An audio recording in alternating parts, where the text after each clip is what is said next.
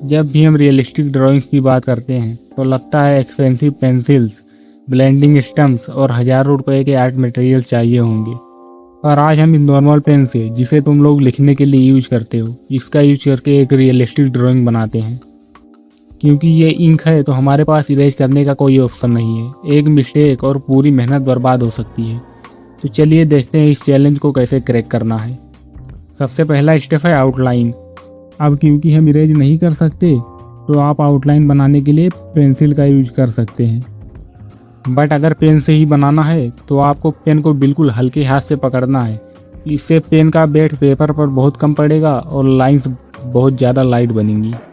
यहाँ सिर्फ basic shapes block करो, डिटेल्स अभी नहीं डालनी है। अगर आउटलाइन थोड़ी मेसी भी लगे तो घबराना मत, शेडिंग के टाइम हम इसको कवर कर देंगे।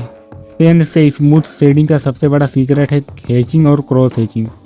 यहाँ कोई टिश्यू पेपर या ब्लेंडिंग ब्रश काम नहीं आएगी। भाई पेन तो सिर्फ लाइंस बनाती है ना, बिना ब्लेंडिंग के ये स्किन की तरह स्मूथ कैसे दिखेगा? एक्चुअली स्मूथनेस आती है लेयर्स से। हम एक ही डायरेक्शन में लाइंस बनाएंगे जिसको हेचिंग कहते हैं, और फिर उसके ऊपर थोड़े अलग अलग एंगल से दूसरी लाइंस बनाएंगे जिसको क्रॉस हेचिंग कहते हैं। ध्यान रखना, पेन को पेपर पर प्रेस नहीं करना है, सिर्फ पेन की टिप को पेपर पे ग्लाइड करने दो। अब हमें सेम बहुत हल्के हाथों से बस हल्की हल्की लाइंस बनानी है अलग अलग एंगल से। जितना लाइट हो सके तुम उतना लाइट लाइंस बनाने का ट्राई करो। प्रेशर बहुत कम रखना है क्योंकि पेन आर्ट में लेयरिंग से ही स्मूथनेस आती है। अब हमें डेप्थ क्रिएट करना है।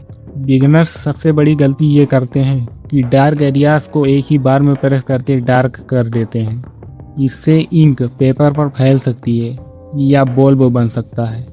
पेन की टिप पर थोड़ी देर बाद इंक इकट्ठी हो जाती है, इसीलिए हर कुछ सेकंड्स में पेन को एक रफ पेपर या टिश्यू पेपर से साफ करते रहो। डार्क एरियाज के लिए बस लेयर्स बढ़ाते जाओ, प्रेशर नहीं। जहाँ डार्क है वहाँ थोड़े ज़्यादा लेयर्स और जहाँ लाइट है वहाँ थोड़े कम लेयर्स। इससे ड्राइंग नेचुरल और स्मूथ लगेगा।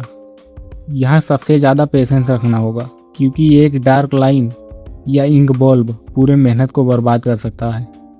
तो फाइनली बहुत ज़्यादा पेशेंस और हज़ारों स्ट्रोक के बाद हमारा आर्टवर्क रेडी है। नोटिस करो कि बिना किसी ब्लेंडर के भी सिर्फ लेयर्स की वजह से शेडिंग कितनी स्मूथ लग रही है।